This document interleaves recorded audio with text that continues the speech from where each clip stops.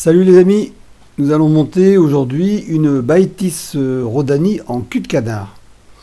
Pour ça, nous aurons besoin de fils Vivus beige 14-0, d'hameçon Maruto D04 en taille 16, donc assez fin, du cul de canard couleur beige, un petit peu de dubbing de lièvre avec un petit peu de fibre d'antron, un kill d'Inde couleur marron, et puis les petits outils habituels avec les ciseaux, la pince à queue, un peu de poids, etc.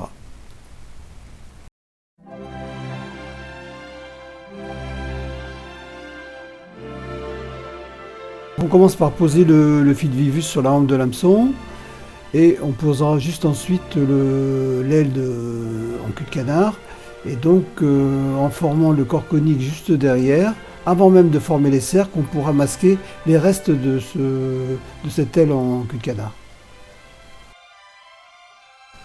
On positionne le fil, on va dire, au quart de la hampe, et on va pouvoir fixer l'aile pointe en avant en laissant un espace d'un bon millimètre entre la fixation et l'œillet.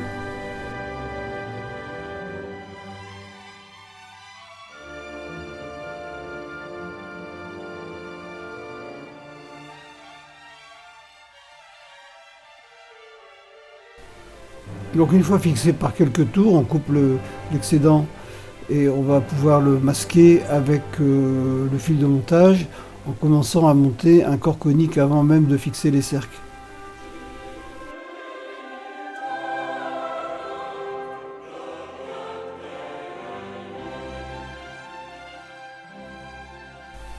Alors pour les cercles, j'ai choisi d'utiliser du microfibette couleur olive.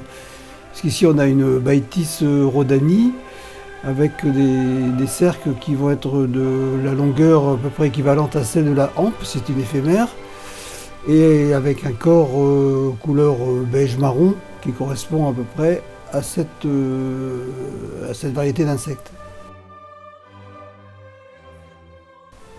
La Baetis c'est une petite éphémère qu'on trouve à peu près partout, dans tous les plans d'eau, toutes les rivières, à partir du mois de mars, qu'il faut absolument avoir dans ces boîtes, et c'est souvent un sauve-bredouille dès qu'on a les premières éclosions, les premiers gobages.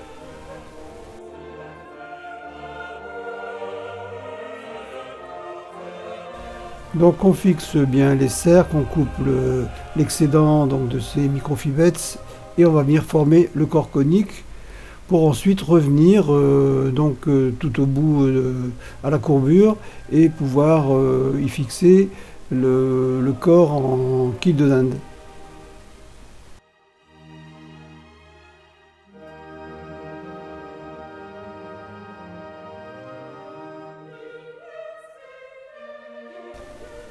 Alors ce quille de dinde, on va le fixer par la partie la plus fine, en tenant toujours la face brillante vers soi, de telle façon à ce que quand on enroule, la segmentation soit bien visible, mais toujours à chaque tour vous mettez la face brillante du quille en face de vous.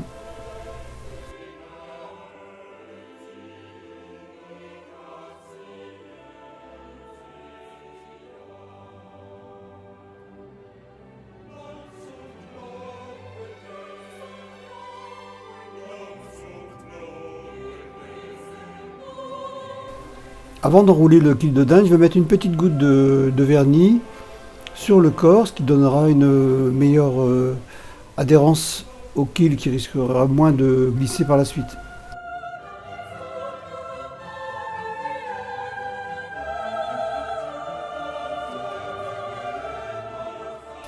Ensuite, je vais utiliser une pince à queue à ressort de la marque Stonefo, qui permet donc de faire des tours bien réguliers. Donc je répète, toujours avec la face concave, donc la face brillante devant vous, et puis on enroule de façon bien régulière jusqu'à ce qu'on arrive à la hauteur du fil, et là avec un changement de main on pourra bloquer donc ce kit de dinde pour pouvoir continuer le montage.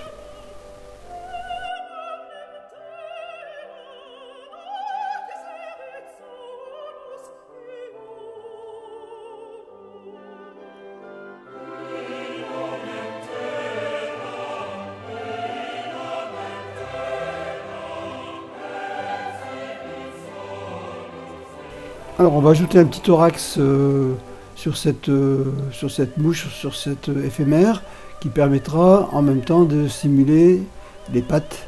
Donc je mets un petit peu de poids sur le fil et je vais venir y enrouler une toute petite pincée donc du bing de lièvre qui est mélangé avec un petit peu d'antron pour donner un effet un peu brillant.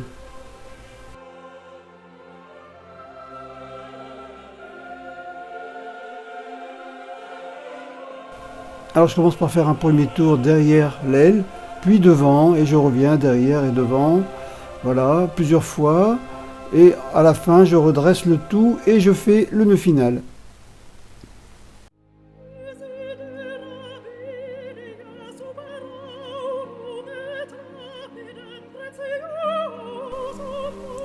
Il reste à bloquer donc ce nœud final par des demi-clés, avec ce petit outil Sandfo conique qui va très bien. Avec lequel on peut utiliser plusieurs diamètres pour différentes tailles de yé. Donc 3 demi-clés, un petit coup de pouce pour bien serrer le nœud, on coupe et bien sûr une goutte de vernis dessous.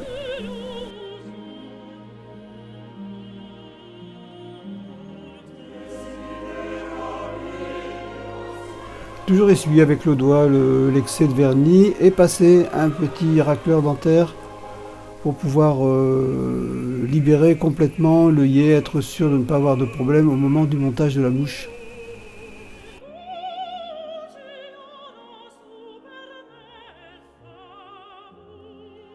Voilà, c'est presque terminé. On tire bien le canard vers le haut et on va couper à 1 cm avec une paire de ciseaux. Et puis ensuite, avec la petite brosse velcro, eh ben, on va ébouriffer un petit peu ce dubbing pour simuler les pattes de l'insecte.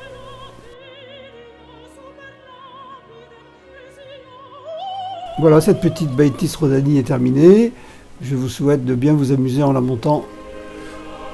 À très bientôt.